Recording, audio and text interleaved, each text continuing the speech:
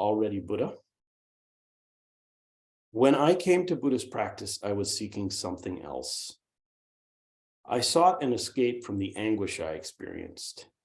My therapist told me it was the anguish of trauma from the past reproducing itself.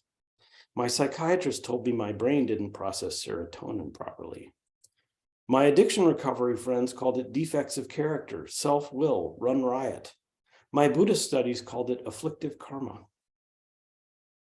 All of these ways of looking at it have their utility, and I am deeply grateful for all who have supported me in finding the wondrous, joyful existence of today.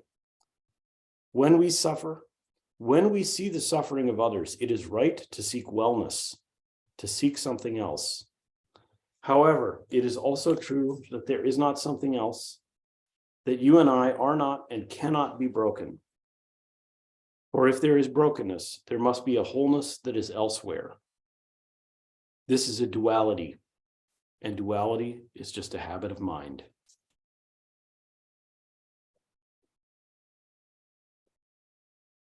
And here regarding where we are. Recently, I heard a talk by a Dakota elder named Bob Clanderud. He spoke of the total kinship of all life.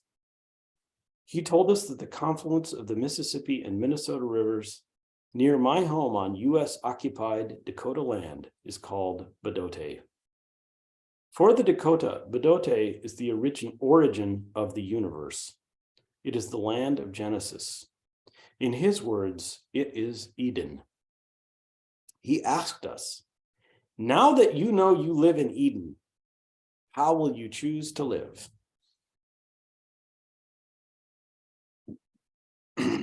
So thank you, Bob Clanderud. Thank you all for listening. And as has never happened before, a Zen teacher has talked longer than they planned to do. Anyway, we have some time to hear from folks, and I welcome questions or comments, and just would love to hear some other voices. This is a small group. I think people could just unmute and talk.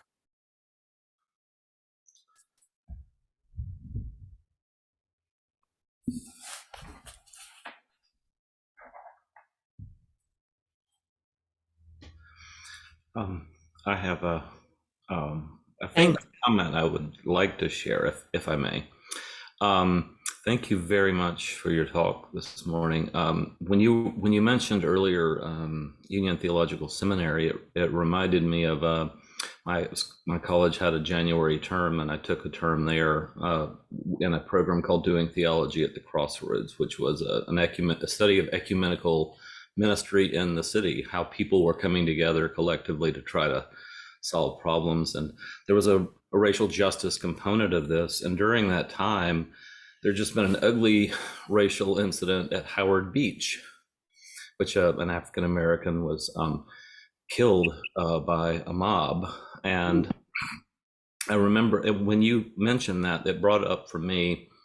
I was out one night getting a slice of pizza, walked into a pizza restaurant just to get a slice to go.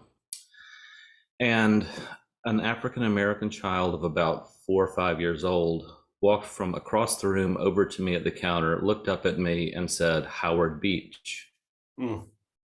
I was the symbol of what that meant. And it flashed through my mind, not me. I am not that. I am not what you think that was. And then I started thinking, can I be so sure? And I have been thinking about that ever since, on and off. One other thing, it came up this week. I teach photography, and one of my assignments for my students is to document their experiences of Martin Luther King Day. And one of my students, in the course of this conversation in class, and we covered a broad scope of history pretty quickly about what existed before the Civil War and what came after. One of my students, who is in a biracial relationship, he is dating an African-American woman, said to me, he just recalled one of his experiences and said, I was in a restaurant, similar thing. My girlfriend and I were walking out and passed a white couple who looked at us and very pointedly said, What a shame. Mm. And I had immediately the same reaction of, that could not be me. I could not do that. But in thinking about this system and this complete system you're talking about, and the interconnectedness of all things, I cannot but help think I am somehow in some way that I haven't examined, because it's coming up for me as a source of tension. And I would just leave that there, but it brought up all of that for me. And I'm definitely getting your book. So thank you. Thank you, Yuge. Yeah. Yeah, just talking about the reality of painful and harmful experiences, it's hard. I don't want to do it all the time. Sometimes I just have fun, but it lets it in. And then, yeah, it's just, to me, the question is ultimately, like, what can I offer that will be beneficial? It is useful to do the kind of work of seeing, like, where am I personally reproducing this? But really, the teaching of Yogacara says you don't have to be doing anything that that's reproducing it. If there's a system that's causing harm and you're not interrupting it, you will be, because it's flowing. It's like that river is going. So yeah, and of course, these things are going to be happening for a long time, so we got to pace ourselves. But I do encourage everyone to just kind of go, yeah, let's keep going. Let's keep going with our practice of transforming and dismantling these systems. I'll be like, oh, we got rid of segregation, we're all fine. No, come on. There's work to do, people. So anyway, yeah, other people.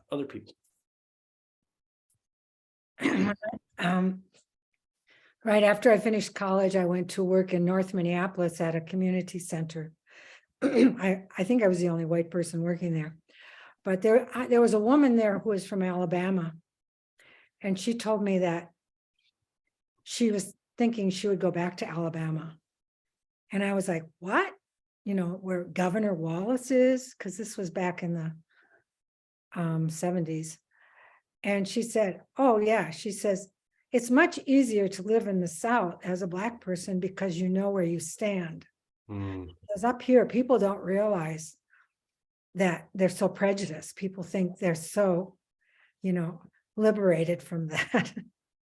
And that was a big awakening for me, and then later I was out, I don't know what I was out canvassing for some political candidate or something. And I encountered this Black woman who said to me, she says, yeah, I've worked with white people all my life, but she said, all white people are prejudiced. And I was like, oh no, I'm not prejudiced.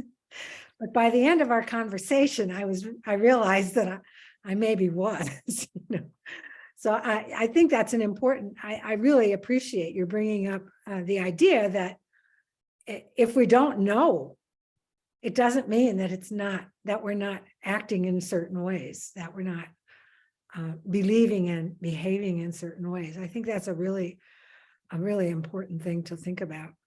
Thank you. Thank you. Yeah, powerful anecdote. Yeah, one thing I'm just bouncing off people here, but I've been thinking about, like, cars, how, like, my city is constructed really just to serve cars. It's like, how did that happen? So it's just these things that we look around and we're just like, this is how it is. That's not actually, from this teaching, that's not how it is. That's how we're imagining it to be. And the idea is we can imagine something different collectively. And it's not just, we can do it by, like, in the conventional way of imagining, but what we do is what we create the imagination we live in. So yeah, there's a lot of hope in this teaching. So thank you. Other folks. Yeah, Ben. Shoto, hi. Hi, yeah.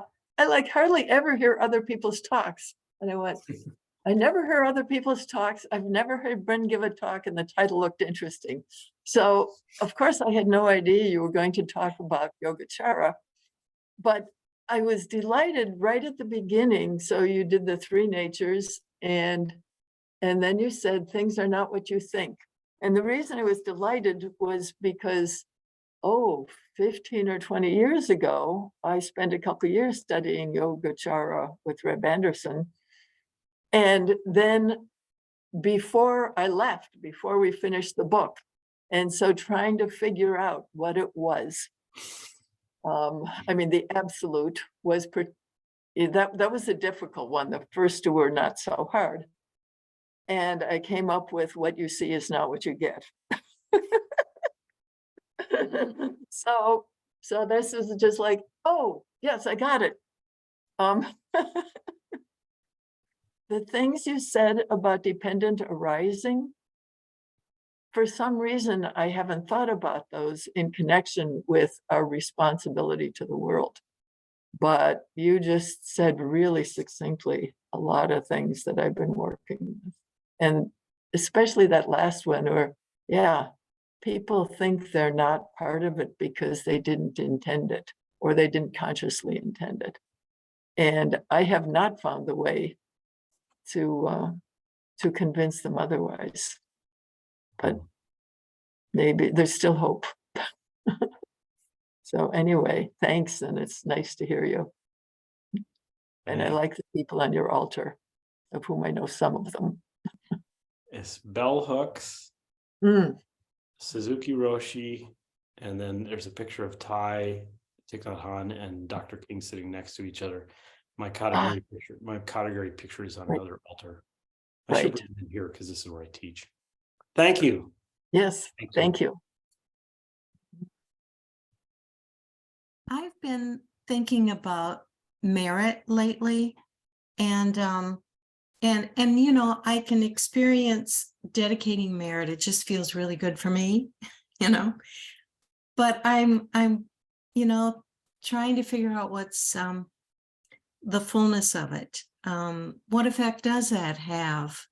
You know, I'm sorry, my video is acting weird. I look like I'm having a seizure, but I'm fine. Sorry. So anyway, I'm trying to make sense of that, and especially with the third point, I guess, of Yogacara. And I got to turn off my video. It's just too weird. Yeah. So. Yeah, thank you. Yeah, so I'll talk about that. Were you done with your thought? Yeah. Yeah. Yes, thank you. Yeah, I may or may not talk about what you're bringing up, but you know, the theme, so merit, when I think of it's like dedicating merit as activity of saying like we're giving away the benefit of our practice. It's an intentional act. So, you know, Buddha says karma is intention. As one intends, that's what the world one is creating to kind of that's not a quotation. But it is important to note that intentionality in Buddhism, the term setana does not refer to what you're aware of intending. It's kind of like the stuff that produces your behavior, even if you don't know what it is. And so with merit, I think for me, you know, it may have impacts. It definitely has a lot of impacts I don't understand because that's how things work. But, you know, the practice of reminding myself of saying out loud or saying in my mind that I'm giving this away, it plants seeds of giving. And, you know, there's a lot of ways to think about this, but I'm teaching Yogacara right now. So the idea is at some point, all those seeds of planting the feeling that you're giving it away, those will bear fruit. You know, they make a world where there's more giving away. And every time I dedicate merit, it's the product of millions of other people having dedicated merit. I wouldn't have even gotten the idea of it. So someone gave me the gift of being able to give my practice away through their practice. And when I make that effort, I'm giving people that opportunity. But it's not just there. You know, what wouldn't we like to see a world where people aren't holding on so much, where they just offer their effort because they care? So it's a tiny act, but ultimately that's all we get is tiny acts. Anyway, thank you. And other voices. So I was so taken with what you described of how each system that you were connecting with as you were trying to get through your suffering. Every system had a different explanation for the suffering. And of course, once we have the idea that things are not as they appear to be, then it opens the way to seeing things in all kinds of different ways. And my question, I guess, I was thinking about, so how do we live in a world of such complete uncertainty, when we want to tie things down? And then I will just say that as I waited to ask my question, I was reminded of all the comments in last week's discussion about the playfulness of Zen. And I had not experienced Zen as particularly playful, but I thought, I guess that's part of it, isn't it? The humor of it all, that I don't know what's going on. We have certain ideas that we hold on to, but there is something funny about that. And I don't know, is that your experience? Most definitely. I've had the experience of having incredibly afflictive things come up for me that are just, I'm just so wounded. And then suddenly I realize, this is crazy. This whole thing is made up in my mind, and I can simultaneously have my body still processing the anguish. And I'm like laughing, realizing, wait. So yeah, multiplicity. You really put your finger on a key aspect of Yogacara, which is acknowledging the multiplicity of views. So there's a great new book I'm looking at on Yogacara called Other Lives. And it's about how much, in another one of his texts, Vasubandhu emphasizes people see the world the way they do based on their conditioning, and that matters. So kind of respecting our own view and respecting that the only place anyone else can do their liberation is from where they are right now. And but you said, how do you this can be disorienting teaching. So sometimes I'm not, it's like when I'm sitting in Dokusan, or when we're in the Zendo, we just move around quietly and carefully together. We're not talking about how everything's imaginary. So we do things that help us just get grounded in the body, in the actual physicality of embodying our liberation together. But then we have these teachings that also can crack us, our fixated views, so that we can start to bring that embodied peace, that embodied attention to the people around us, and compassion and responsiveness into different contexts. But you really said something there with like multiplicity of view is very much celebrated and acknowledged in this tradition. Thank you. Thank you. I think we're nearing the end of our allotted time. Should we wrap up or? I think we should just wrap up. Okay, well, I'll just say thank you. It's been really wonderful to be with you and share and hear with you. Well, we always give back the merit at this point, and we do it in the tradition of Thich Nhat Hanh, which is, you're probably familiar with the call and response. So we just usually have one person respond on Zoom, because otherwise it gets all wonky. So could you do that? I will call and you can respond. Sure. May the merit of this practice. May the merit of this practice Benefit all beings. Benefit all beings. And bring peace. And bring peace. Thank you all. Great to see you. Take care. So much You as for coming, well. Ben. Thank you. Thank you. That was great.